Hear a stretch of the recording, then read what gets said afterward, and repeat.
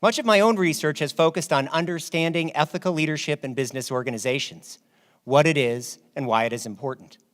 I believe an OB perspective on ethical leadership is relevant to understanding how the church's leadership might have contributed to, or at the very least, exacerbated the crisis. So what is ethical leadership from an OB perspective? We describe ethical leaders as both moral persons, that is who they are, and moral managers, that is what they do and how they lead.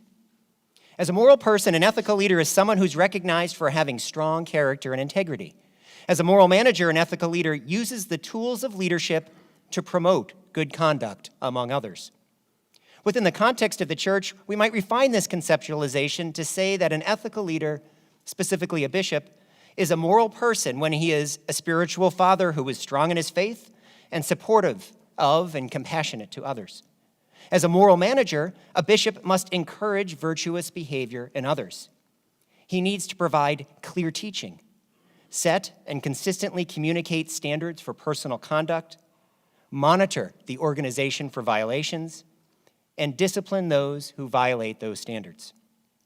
Research shows that in order to demonstrate strong ethical leadership, in order to be seen as an ethical leader by those being led, a leader must be both a strong moral person and a strong moral manager. And why is that important? A bishop who is a strong ethical leader provides a personal witness as well as clear ethical guidance conveyed with the goodness of a father that inspires others to follow, not out of obligation, but out of love. When either the moral person or moral manager component is missing, the bishop will be a weaker ethical leader.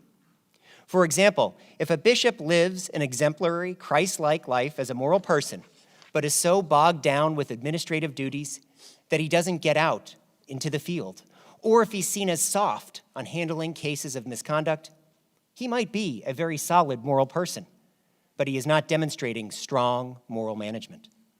On the other hand, if a bishop talks tough about crisis-related issues, but doesn't practice what he preaches, for example, he's leading a double life, he will be seen as hypocritically inconsistent and therefore a weak ethical leader.